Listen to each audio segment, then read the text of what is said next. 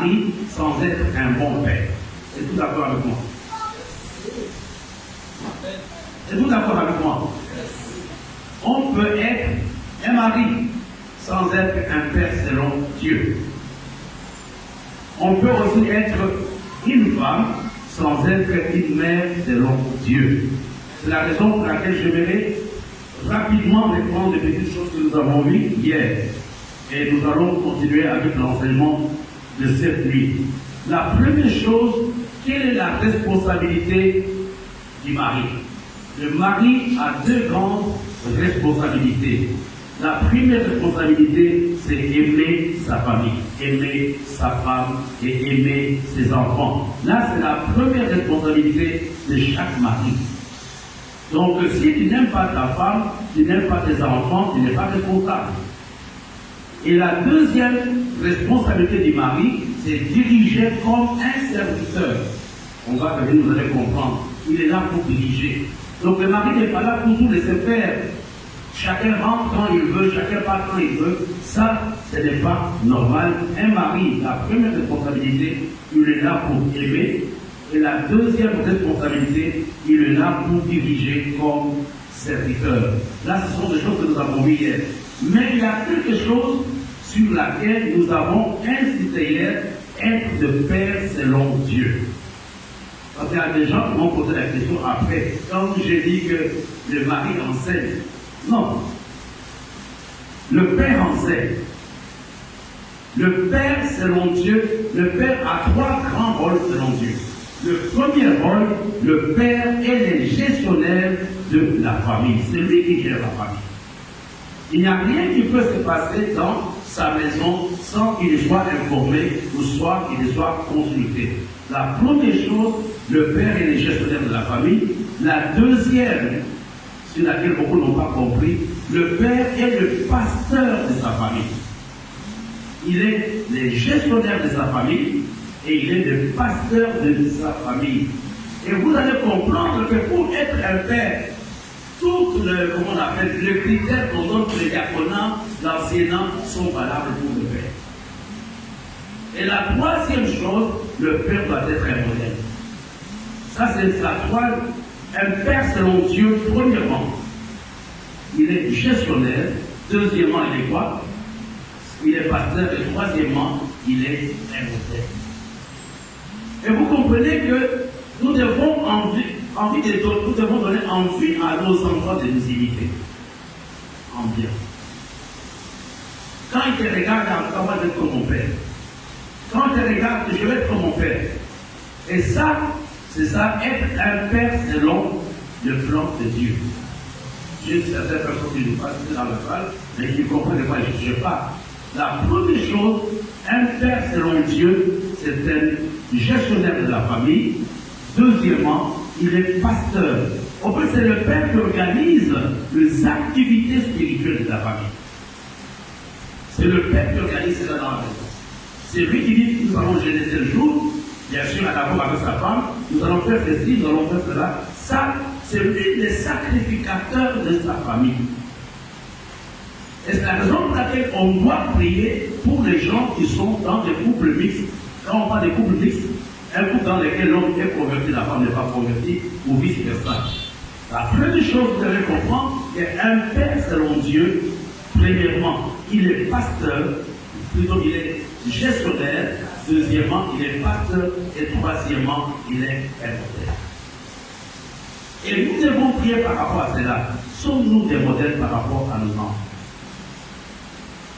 Et deux fois, nous critiquons nos enfants, nous les maltraitons, mais dans la plupart des cas, ils ne savent qu'ils ne sont que là pour copier ce que nous faisons dans notre vie.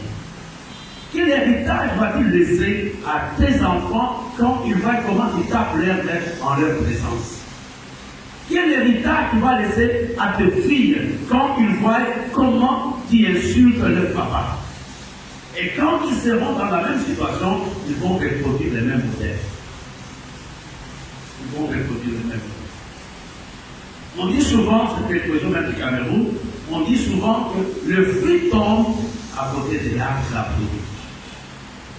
Le premier modèle de l'enfant n'est pas hors de la maison. Le premier modèle de l'enfant, c'est dans la maison. Et vous comprenez que être père est une responsabilité devant Dieu. On ne joue pas avec ça. Et maintenant, voyons la responsabilité. Ce sont des choses que nous avons vues hier. Voyons maintenant la responsabilité de la femme. Si vous comprenez ces rôles, vous allez comprendre facilement l'enseignement sur le mystère de l'amour agapé dans la famille. La femme a 3 responsabilités, vous pouvez les noter. La première responsabilité de la femme, c'est aimer son mari. La femme n'est pas là d'abord pour aimer les enfants. La femme est là. La première responsabilité biblique de la femme, elle est là pour aimer son mari. La deuxième responsabilité de la femme, elle est là pour soutenir son mari. Quand vous voyez une femme qui passe le temps à critiquer son mari avec vous, faites attention, elle n'est pas une bonne mère. Une femme est là pour couvrir la nudité de son mari. Une femme est là pour couvrir le faiblesse de son mari. Moi, je me rappelle, je vous donne un témoignage, parce qu'à mes concerts, je l'ai pas fait, je l'ai dit même sur les conflits. J'étais toujours en conflit avec ma belle famille quand j'enseignais. Je n'aimais pas ma belle famille, je ne voulais pas qu'on m'impose quelque chose. Ce n'était pas ma nature. Je ne voulais pas qu'on m'impose quelque chose, je ne voulais pas qu'on me dise fais ceci. Et quand il y avait des cotisations, il y a deuil, il y a ceci, il y a cela, moi je ne cotisais pas. Je pouvais cotiser pour des amis, je pouvais cotiser pour ma famille, mais je ne donnais aucun franc dans la belle famille. Et à cette période, ma femme était caissière à la régie des eaux. Et quand il y avait des cotisations, c'est elle qui payait. Moi, je n'étais pas au courant. Elle s'arrangeait, elle prenait l'argent, elle va donner à son défunt papa en disant le prof Maui m'a envoyé ça. Et son papa m'a appelé pour me dire merci, tu as eu l'argent, mais quand on venait à la maison, je faisais beaucoup de bruit, mais pourquoi tu as payé à ma place? Mais elle a continué à faire ça, jamais sa famille n'a su que je ne donnais pas l'argent. Sa famille ne savait pas que je ne donnais pas, mais c'est elle qui payait pour moi. Et vous comprenez que la femme, la première responsabilité de chaque femme dans sa famille, c'est d'abord aimer son mari. Je disais tout à l'heure à quelqu'un au téléphone qui m'a appelé à ce sujet. Je vais vous dire, peut-être vous serez choqués, l'amour n'est pas pour les petits. Il faut un prix pour aimer. Est-ce que vous comprenez ce que je parle? Il faut un prix pour aimer. Et le prix, ce n'est pas l'argent. Il faut de l'énergie pour faire l'amour agapé. Quand vous vous basez sur l'amour sexuel, sur l'amour apparence, là c'est tout le monde qui aime, même le cochon aime. Mais je parle de l'amour agapé. Il y a un prix qu'on paye pour faire l'amour agapé. Il y a un sacrifice. Être capable de faire ce que tu n'as pas envie de faire pour préserver l'unité dans la famille, pour préserver ta relation avec ton épouse, il faut le faire. Est-ce que je parle à quelqu'un ce soir? Il y a un prix à payer pour l'amour. Si nous limitons à l'amour, entre guillemets, de la télévision ou de Hollywood ou de novelas, là il n'y a pas d'effort à faire. L'amour de mari, de femme, il n'y a aucun. Je ne parle pas de cet amour. Je parle de l'amour agapé. Il y a un prix que l'homme paye. Pas l'homme, le Dieu doit payer le prix. Faire ce que tu n'as pas envie de faire parce que tu veux préserver la vie de l'homme. Moi, j'ai des goûts difficiles pour manger. Je ne mange pas tout. Mais deux fois à la maison, je suis obligé d'accepter certains repas parce que je préfère la paix. Je préfère la paix, je ne veux pas qu'on dise. Même chez moi, même à l'Ouachi, je ne suis pas habitué à me promener. Je ne me promène pas. Je veux dire que même ici, les gens qui sont avec moi, les savent. Quand on dit que demain, je dois aller voir telle personne, c'est vraiment une. Je ne dors pas bien. Parce que je préfère rester à la même place. Et souvent, quand ma femme me dit il y a à tel endroit où on doit aller, je peux trouver des raisons pour ne pas aller, mais je suis obligé d'y aller. Même les thèmes qui concernent ma famille, c'est elle qui me pousse. Je suis obligé de faire des choses contre moi. Pourquoi? Je préserve la paix. il y a un prix qu'on paie si on veut aider. Je disais que la première responsabilité de la femme, c'est aimer son mari. La deuxième responsabilité, malheureusement, qui commence à disparaître aujourd'hui avec l'évolution, la deuxième responsabilité, soutenir son mari. Soutenir sur tous les plans, sur le plan spirituel, sur le plan émotionnel, sur le plan relationnel. La femme doit, si elle veut vraiment jouer son rôle de femme, elle doit soutenir son mari. Première responsabilité, c'est aimer. Deuxième responsabilité, c'est quoi? Soutenir. Et troisième responsabilité, il y a aussi des problèmes aujourd'hui, c'est respecter son mari. La femme a trois grandes responsabilités. Premièrement, aimer le mari. Deuxièmement, soutenir son mari. Troisièmement, respecter son mari. Vous savez, s'il y a une chose que chaque homme aimerait avoir, c'est le respect. S'il y a une chose que chaque homme aimerait avoir dans son petit pays, dans son petit gouvernement, c'est être respecté.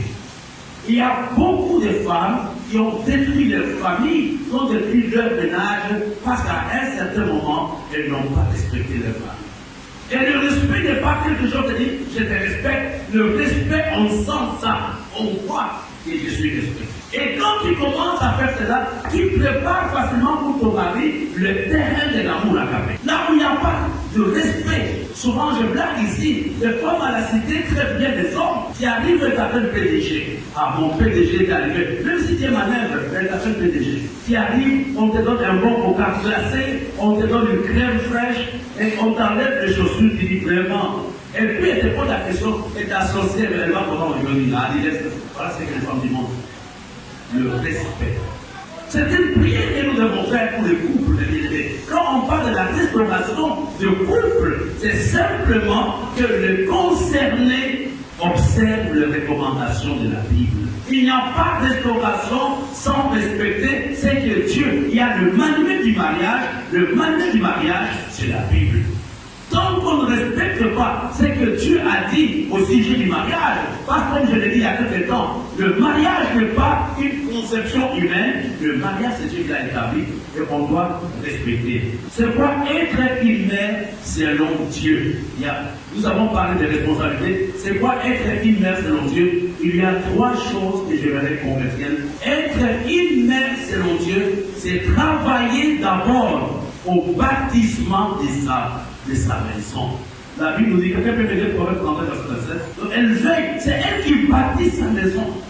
Ce n'est pas l'homme qui bâtit la maison, c'est la femme qui la bâtit, par sa façon de faire, par sa façon d'être. Elle dit, elle ne mange pas le pain de la paresse, elle est occupée. J'ai une maman avec qui je m'entends bien, souvent je la réponds, je dis, mais toi tu ne te réponds pas, tu travailles jusqu'à minuit. Elle fait quoi? Elle bâtit le pain, elle bâtit sa maison.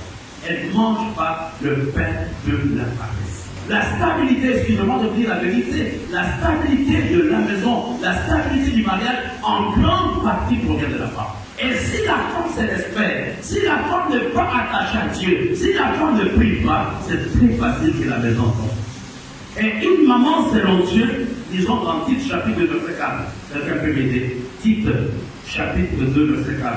Vous allez être surpris. Quand on nous parle ici, n'est pas un sentiment. Comment tu vas dire à quelqu'un comment aimer si c'était un amour sentimental? Ici, on nous dit, dans le but d'apprendre aux femmes d'aimer, une maman, selon Dieu, est une personne qui aime ses enfants. Il y a des gens qui mettent au monde des enfants, mais qui ne les aiment pas. Mais une vraie maman aime les enfants. Elle apprend à aimer son mari. Elle apprend à aimer ses enfants. C'est quelque chose que nous devons demander à Dieu. Ce n'est pas le Saint-Esprit qui nous communique ça. Nous devons apprendre comment aimer. Tite chapitre 2, verset 3 à 5. Là encore, on dit qu'il faut que les femmes, celles qui ont eu certaines expériences, encadrent les jeunes femmes dans le but de leur apprendre comment on aime le mari, comment on aime les enfants. Et vous comprenez, le troisième rôle d'une mère, selon Dieu, c'est l'encadrement des enfants. Premièrement, elle est là pour bâtir son foyer. Deuxièmement, elle est là pour aimer les enfants. Et troisièmement, elle est là pour encadrer les enfants. C'est un rôle énorme et bien élevé. On ne peut pas être une mère selon Dieu sans l'aide de Dieu. C'est une responsabilité être une mère selon Dieu ou être un père selon Dieu. C'est une responsabilité. C'est une question que chacun de nous, pendant cette école, doit se poser comme question. Est-ce que je suis vraiment un père ou je suis vraiment une mère selon Dieu? Le tout n'est pas d'acheter les bonbons aux enfants. Le tout n'est pas de les amener à l'école, mais quel héritage va-t-il laisser dans les cœurs de tes enfants?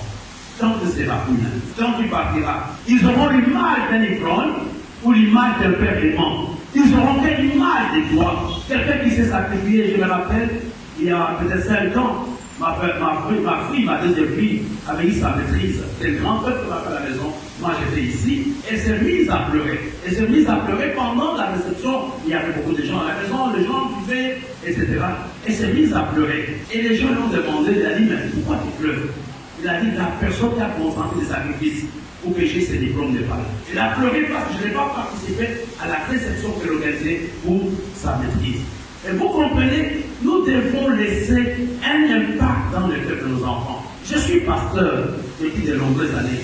Il y a des enfants qui n'aiment pas leurs parents à cause de ce que les parents font. J'ai eu dans cette église, je dis par ailleurs, des enfants qui étaient prêts à les tuer les parents. Pas tuer spirituellement, mais physiquement. Et vous comprenez, ce qui est important pour nous, c'est de dire à Dieu, ce n'est pas un message de cette école, je ne prêche pas. C'est seulement dire à Dieu, aide-nous, nous tous nous sommes concernés. Aide-nous à être de père, à être de mère selon Dieu. Quelles sont les raisons? C'est toujours le cas. D'après vous, pourquoi le mariage ne fonctionne pas? Je vais vous dire, ce n'est pas honte de vous le dire, plus de 3/4 des mariages des chrétiens sont instables. Ce n'est pas une bonne institution? Non.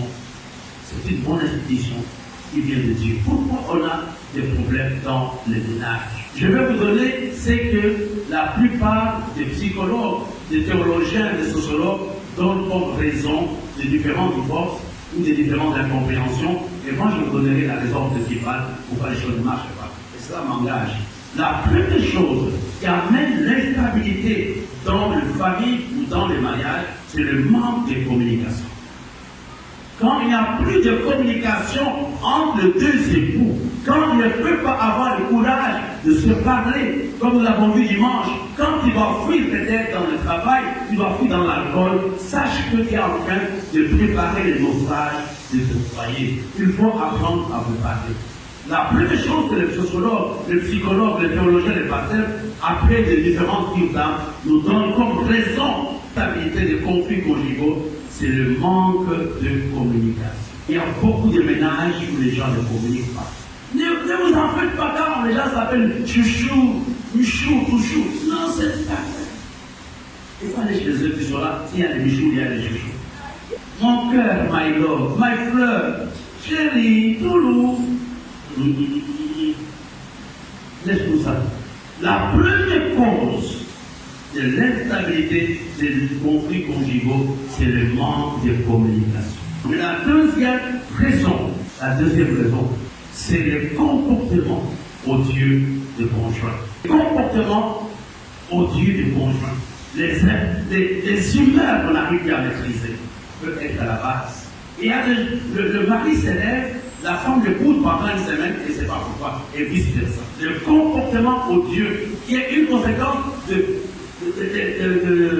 humeurs non contrôlées, peut amener l'instabilité conjugale. Premièrement, c'est le comportement odieux. Plutôt le manque de communication. Deuxièmement, le comportement odieux. Troisièmement, les mariages sont instables à cause de belles familles. Les belles familles déstabilisent beaucoup de ménages. La belle-mère, le beau-père, le beau-frère, dans la plupart des cas, sont là pour détruire certains ménages. C'est la raison pour laquelle la Bible a dit qu'il faut quitter sa famille pour faire une autre famille. Quand vous laissez toujours la belle famille vous gérer, rassurez-vous que vous êtes en train de détruire l'amour que vous avez au milieu de vous. Le quatrième problème qui amène l'instabilité conjugale, c'est le problème d'argent. Quand nous parlons du problème d'argent, soit on n'a pas l'argent, soit on gère mal l'argent, soit on se dispute à cause de l'argent. Le problème d'argent peut amener la dislocation d'un mariage. Le cinquième problème, j'en parlerai un jour avec les couples, c'est simplement la sexualité, le problème lié à la sexualité. Et là, vous devez vous asseoir, discuter ensemble comment on doit faire cela. On n'impose pas, etc., etc. Là, je parlerai beaucoup. Parce que vous devez, comme il y a l'amour agapé, vous devez vous mettre d'accord comment vous voulez vivre votre sexualité. Comment vous voulez faire cela? C'est tous les jours, c'est une fois par mois, c'est une fois par an, c'est tous les 2 ans, ça dépend de vous. Donc, les règles du jeu doivent être définies avant le jeu. On ne définit pas les règles pendant la boxe. On va tricher. Et vous comprenez pourquoi ici je m'adresse au pasteur. La responsabilité que nous avons, c'est de préparer les jeunes gens en mariage. Ce sont des choses qu'on les apprend pendant le col de la famille avant le mariage. La 5e difficulté de bien-aimé qui amène un problème dans le ménage, ce sont les divergences religieuses. Quand vous n'avez pas le même niveau spirituel, tôt ou tard, vous allez avoir des problèmes. Le mari veut se lever pour prier. La femme l'a dit non, j'ai besoin de ta chaleur. Laisse encore un peu. La femme dit que non, il y a le chef, je pars à l'église. Il dit chérie, il veut me laisser seul. J'ai envie de te regarder comment tu es belle. On regarde ensemble Mara. C'est l'épisode 150. Je prends un exemple terre à terre. Le mari a l'habitude de payer la dîme. Exemple. Le mari touche 500 000, sa dîme est de 50 000. Ils sont en train de faire les budgets. Bon, on va payer l'école de l'enfant, on va faire ceci, on va faire cela. Et le mari dit, mais quand on fait la dîme, ça dit quelle dîme? Avec ta dîme là, je ne paye pas. Fais ce que tu veux. Et il y a des maris qui n'arrivent pas à payer leur dîme. Il y a aussi des femmes qui n'arrivent pas à payer leur dîme uniquement parce qu'ils n'ont pas la même façon de voir avec leur conjoint. Moi, j'ai connu des femmes dans l'église, qu'ils soient ici ou ailleurs, qui n'ont jamais mis leur nom parce qu'ils ne veulent pas que les maris soient au courant que j'ai payé. Les divergences chrétiennes peuvent être la cause des conflits dans le ménage. Il y a des gens peut-être qui passent par là, mais il est important de prier par rapport à ça. Frère, est-ce que quelles que soient toutes ces raisons qu'on nous donne par rapport aux conflits conjugaux, mais la première cause de toutes ces causes, c'est simplement la mauvaise compréhension de la notion de l'amour. Et je voudrais ce soir nous dire que chaque mariage qui se veut chrétien, chaque mariage qui veut aller loin, doit être basé sur l'amour. Pas l'amour sentimental. Quand l'amour agapé n'est pas bien compris, dans la maison, il y aura la maltraitance, il y aura l'égoïsme, il y aura des bagarres. Pourquoi? La femme te dit que je ne me sens pas bien. Mais toi, tu vas encore plus monter dessus. Qu'est-ce qui va se passer après? Attention. Éphésiens chapitre 5, verset 22 jusqu'au verset 33. Ici, je vous donne un très bon texte, qui est un bon manuel, qui constitue un peu le béaba, la base du fonctionnement du mariage. C'est la raison pour laquelle j'ai préféré utiliser le mystère de l'amour dans la famille. Avant que je commence mon message, je vais faire ressortir 2 petites vérités. La première vérité, c'est le fait que l'homme a des problèmes pour aimer. En principe, les femmes n'ont pas de problème pour aimer. Mais les hommes, dans leur nature, ont des problèmes pour aimer. C'est la raison pour laquelle on a des polygames.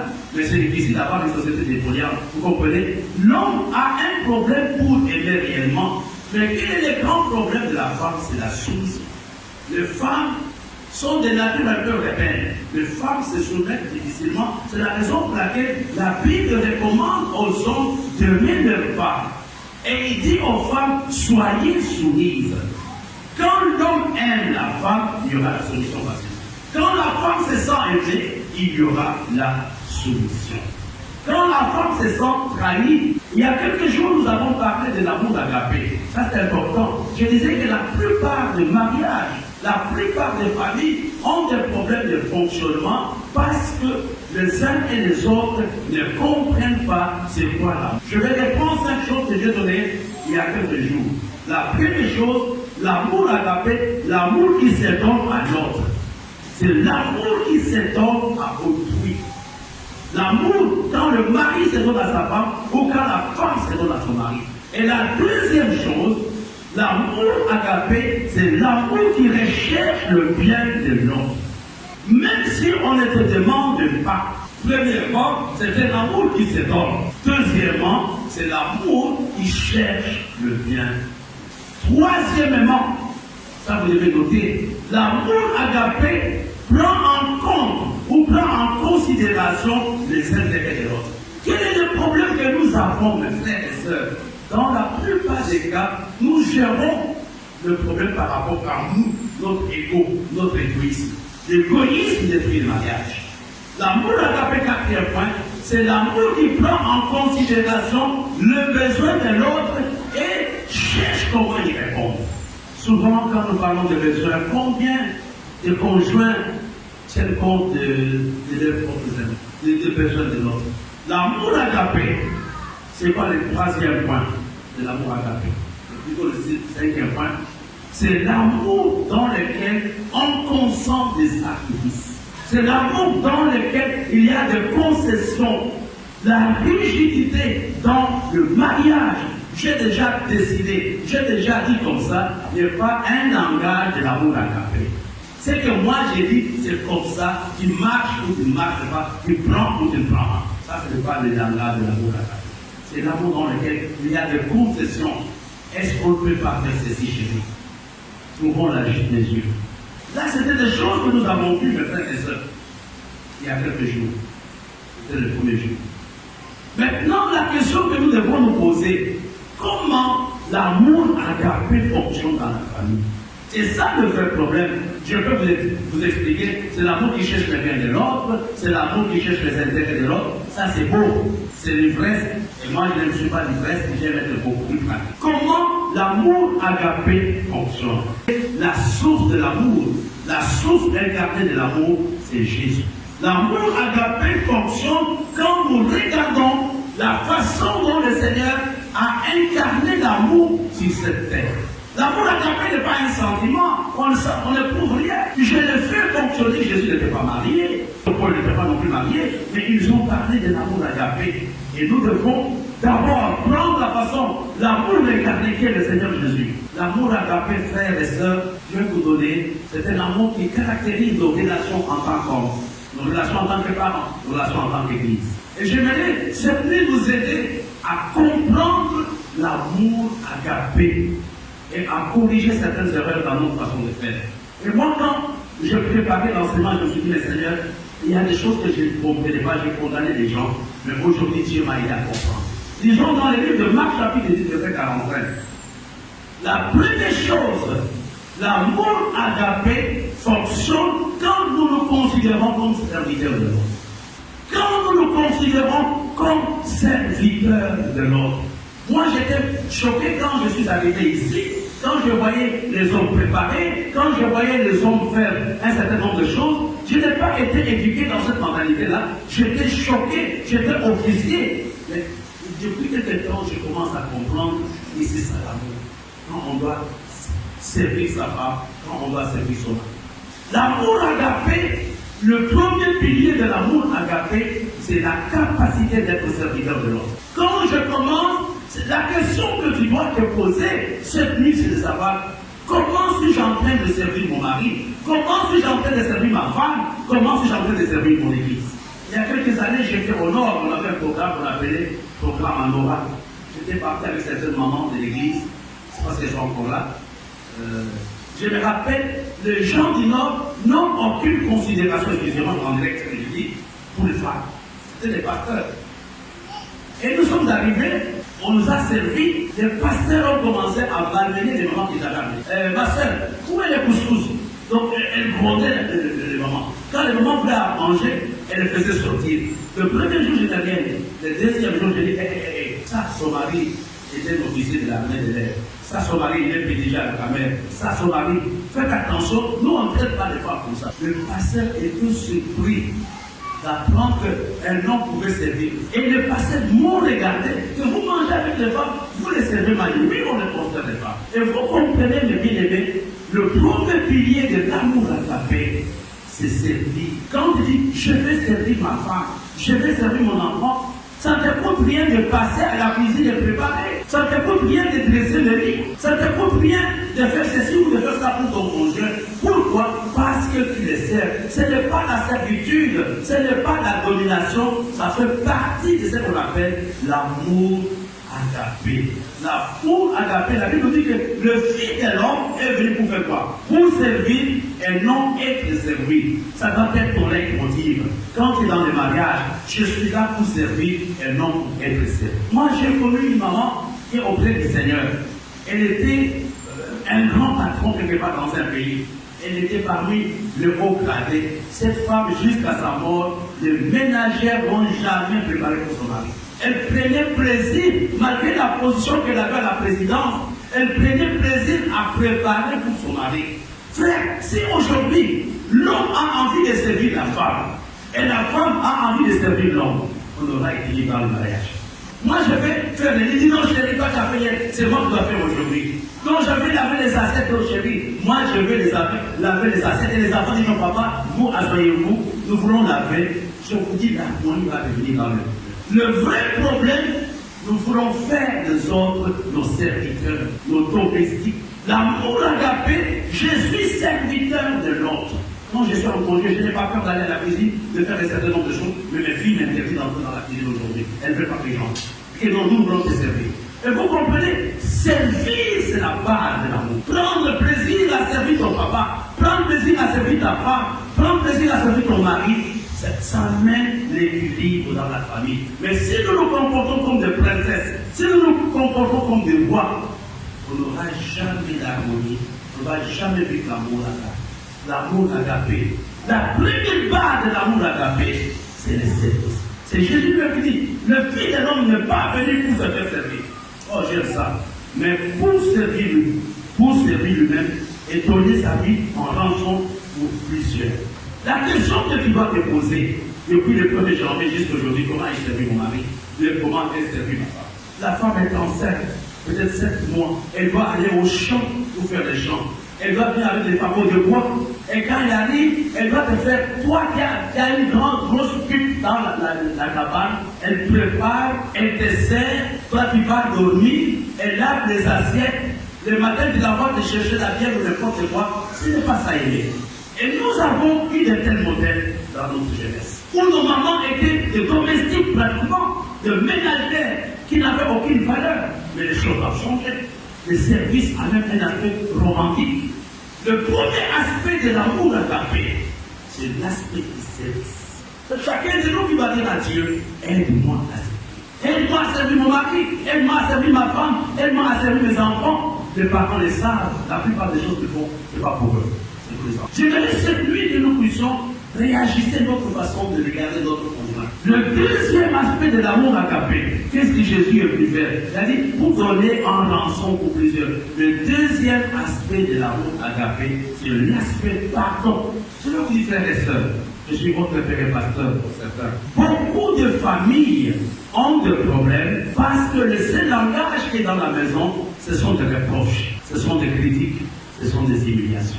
Tu ne fais pas ceci, tu ne fais pas ça, tu es toujours comme ça, tu arrives en retard, tu fais ceci, tu fais cela.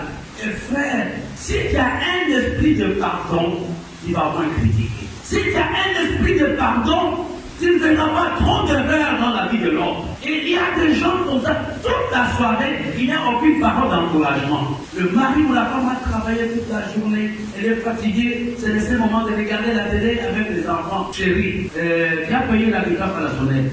Non. Il avait laissé toi vraiment tu es responsable. Tu as ceci, tu as cela. Le mari dit que la place il va dormir. La Bible nous dit quelque part, et l'amour couvre la multitude du péché. Quand vous commencez à critiquer trop, à faire trop de remarques, je n'ai pas peur de vous dire cela dans votre carrière d'amour. Un jour, le pasteur Lord Guichot dit quelque chose. C'est pensée qui est attaquée. Quand il est entré dans sa chambre, il voit sa femme, il dit qu'il n'a jamais vu une femme aussi laide que sa femme ce jour-là. Et la femme ronflait. Et le fait que la femme ronflait, et comme elle était laide, ça l'avait énervé. Mais il a commencé maintenant à prier. Et Dieu l'a guéri. Il a regardé la même femme, la femme prier. Et le ronflement de sa femme, il dit aujourd'hui qu'il ne peut pas dormir sans ces ronflements. Je voudrais parler aux gens qui me suivent ici ou ailleurs. Quand vous commencez à avoir trop de remarques, de critiques, de choses négatives dans la vie de votre partenaire, vous ne l'aimez plus. Vous devez vous arrêter, Seigneur. Il y a des gens qui ne causent pas. Il y a des gens, c'est leur style de vie, faire vraiment des mal. Ah, ton couscous, vraiment, je n'aime pas. Il y a trop d'huile, il y a trop de piment. Chérie, comment tu as vu Mara? C'est un bon feuilleton, qui est charnel. Au lieu de dire David, toi qui pas ton temps à regarder ça, vraiment, tu es charnel. Qu'est-ce qu'on a prêché à l'église? Si tu aimes l'église, pourquoi tu n'es pas parti dans même fois? C'est ça le causerie de toute la foi. Et prenez chaque jour des démarches. Qu'est-ce qui va rester dans mon cœur? Jamais un seul jour dire, chérie, tu as bien prêché. Jamais dire, non, papa, vraiment, tu as beaucoup souffert pour moi. Oh, ma femme, je t'aime vraiment. Je ne sais pas si j'allais avoir des enfants comme ce que j'ai grâce à toi. Aucun mot d'encouragement à part les critiques. Ceci n'est pas seulement valable entre les conjoints, c'est aussi valable par rapport à nos enfants. Nos enfants, à un moment, ont besoin d'entendre des paroles positives, des paroles d'encouragement qui est extraordinaire. C'est à de bons notes. Maman, j'ai mis 16 sur 20. Ils pouvaient bien faire que ça. Ils pouvaient avoir leur maman d'ici. Maman, je suis admis. On verra si tu vas réussir en terminale. Et la joie que l'enfant avait. Chérie, j'ai eu la promotion. Aujourd'hui, j'ai eu la promotion. Je suis passé de 50 000 à 55. Et les autres pas des millions, d'autres pas de 55. La plupart des critiques sont une conséquence d'une vie dans laquelle on ne pratique pas les femmes. Je voudrais, frères et sœurs, vous dire une chose avant de continuer. La résolution de chaque conflit dans les ménages commence d'abord par les femmes. Il n'y a aucun conflit qui peut être géré s'il n'y a pas de pardon. C'est ce qui est valable dans chaque société des hommes. D'ailleurs, nous avons deux responsabilités nous en tant que chrétiens. La première responsabilité, c'est dans l'Éphésiens, chapitre 4, chapitre 5, verset 16. Chaque chrétien doit apprendre à demander pardon à Dieu. Et la deuxième responsabilité que nous avons, Colossiens chapitre 3, verset 13. Pardonnez-vous réciproquement. Le pardon doit être notre style de vie. Il y a des gens qui détruisent leur vie, qui détruisent leur famille, qui détruisent leurs relations parce qu'ils ne font pas la pratique du pardon. Comment voulez-vous la restauration de la famille si vous êtes incapable de vous réconcilier, si vous êtes incapable d'apporter votre pardon? Aucun conflit ne peut être géré s'il n'y a pas pardon. Il y a trois choses que je vais vous montrer. La première chose, le pardon est une attitude. Quelle attitude? Qui correspond à l'abandon du ressentiment envers l'autre. Le pardon est un désir de me libérer. Si nous sommes sincères envers Dieu, vous pouvez être marié et femme depuis des années, mais vous ne vous êtes jamais pardonné à cause de tel problème qui s'était passé il y a 5 ans, il y a 15 ans. Et cela détruit vos relations. Et quand tu ne pardonnes pas, sans t'en rendre compte, tu deviens l'esclave de la personne qui t'a parlé. Tout ce qui fait t'énerve. Même des choses normales t'énervent, tu penses qu'il s'est moqué de toi. Tu vas toujours tout comprendre à l'envers parce que tu l'as envoyé dans ton cœur. Le pardon est une attitude. Et la deuxième chose, le pardon est une action. Le pardon est une attitude. Le pardon est une action. Le pardon n'est pas quelque chose de silencieux. C'est une action qui s'exprime en parole ou en acte. Tu prends ton téléphone, chérie, comment ça va? Tu viens d'arriver au travail, oui chérie. Bon, je t'ai préparé ton couscous que tu aimes bien. Je t'ai préparé une bouche. On voit que tu dis que tu as pardonné. Non, j'ai pardonné dans mon cœur. Et tu es entré dans mon cœur. Tu es dans mon cœur. Tu es devenu mon Dieu. Et là, tu crées un autre problème qui détruit le premier pardon. Le pardon est une attitude. Le pardon est un acte. Et le troisième point, le pardon est un choix. C'est une décision. C'est un choix de libérer l'autre ou de le garder dans ton cœur. Trois choses que je suis en train de donner. Le pardon est une attitude d'abandonner la haine, d'abandonner le ressentiment que tu as. C'est aussi un désir que je vais me libérer. Je vais être libre. Frères et sœurs, l'absence du pardon détruit ton couple. Comment tu peux apprécier le mec de Dieu? Il y a des gens qui ont déjà divorcé dans leur cœur à cause du manque de pardon. Vos rapports intimes en sont affectés à cause du manque de pardon. À cause du manque de pardon, tu n'es plus le soutien de ton mari. À cause du manque de pardon, tu ne supportes plus ta femme. Si tu ne pardonnes pas sans t'en rendre compte, tu seras un bourreau de l'autre. Tu vas commencer à le maltraiter. Chérie, je serai en retard. Je vais rentrer à 20h. Il a dit même à minuit, là. Le pardon est un choix. Ce soir, toi-même, choisis. Est-ce que je vais continuer dans cette attitude que j'ai aujourd'hui ou je vais vraiment être une autre personne? Tu n'as pas la force humaine pour pardonner. mais avec le discernement de l'esprit, il est capable de nous aider. Pourquoi on doit pardonner? La première chose que nous devons comprendre, c'est qu'on pardonne pour restaurer la relation, pour restaurer la confiance brisée, pour restaurer la joie, la confiance qui a été brisée. Parce que chaque offense brise quelque chose. Mais maintenant, quand je pardonne, qu'est-ce qui se passe? Il y a la restauration de la confiance, de la chose qui a été brisée. Je pardonne l'évêque et la confiance revient. Et Dieu t'y aide. Et il y a des gens, et même, ils disent avec leur bouche, je ne pardonnerai jamais. Tu vas faire les bouts de la vie à cause du manque. Il y a beaucoup de maladies, c'est vrai qui peut m'aider, on appelle les maladies psychosomatiques. Ils sont les conséquences du manque de pardon. Les soucis, ça peut t'amener à prendre du poids, ça peut t'amener à avoir beaucoup d'appétit, ça peut t'amener à avoir l'insomnie, ça peut t'amener à avoir même l'AVC parce que tu n'as jamais pardonné. Comme tu ne m'as jamais pardonné, ma présence même t'énerve. Mais tu ne peux pas faire autrement. Je suis ton pasteur, je suis obligé de me supporter. Il n'y a pas les pardons encore. Et je vais vous donner une chose, une petite parenthèse. Donc, qui initie le pardon? Qui est l'initiateur du pardon? C'est lui qui a offensé, c'est l'offenseur qui initie le pardon. Si j'étais blessé, c'est moi qui l'ai bien fait. C'est lui qui sait qu'il a blessé l'autre. C'est lui qui va aller vers l'autre pour demander pardon. Mais maintenant, il faut que la personne qui a été offensée soit dans de bonnes dispositions d'accepter ou de donner des pardons. Parce que si tu n'es pas dans de bonnes dispositions, tu vas ranimer la chose qui a amené le problème au milieu de nous. Parce qu'elle dit pardonne-moi. Pardonne-moi. Oui, Bishop, je vais te pardonner. Il faut d'abord qu'on revienne même à ces jours-là. Tu te rappelles les jours-là, comment ça va commencer? Moi, je n'ai pas de problème pour te pardonner. Je n'ai aucun problème. Mais revenons d'abord. La manière dont tu m'avais parlé, toi-même, en âme de conscience, tu es en paix là où tu es. Et la personne qui a pu demander pardon, il y a pour moi les grands, les conflits. Il y a des gens qui ne sont pas prêts à accorder le pardon. Ils ne sont pas prêts à accorder le pardon. Oui, je vais te pardonner, mais je vais quand même te rappeler ce que tu m'as fait. Depuis que tu me connais, voilà ce que tu m'as fait en telle année, en 1980. Et tu rappelles les choses qui vous opposent. Là, ce n'est plus l'amour à café. L'important du pardon, c'est la restauration de la confiance, la restauration de la relation. L'important du pardon, c'est la restauration de l'unité au sein de la famille ou au sein d'un groupe. Il n'y a pas d'unité là où il n'y a pas de pardon. Là où il n'y a pas de pardon, il n'y a pas d'unité. Là où il n'y a pas de pardon, vous ne pouvez pas dire nous nous accordons pour demander quelque chose. Vous êtes des menteurs. Ce n'est pas pour rien que Dieu nous dit si tu as quelque chose contre ton frère, laisse-la ton offrande. Le pardon est plus important que l'offrande.